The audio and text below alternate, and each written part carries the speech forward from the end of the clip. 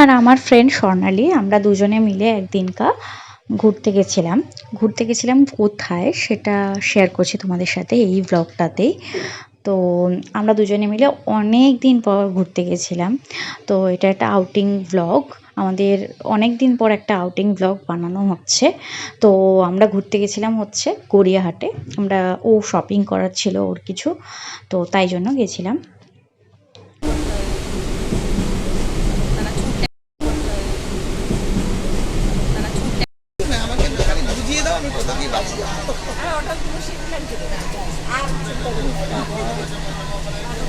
সেই পর থেকে আমি কি করি, গেটের গোড়ায় চুপ করে ঘাটে দাঁড়িয়ে থাকি, যতই ধাক্কা থাকি।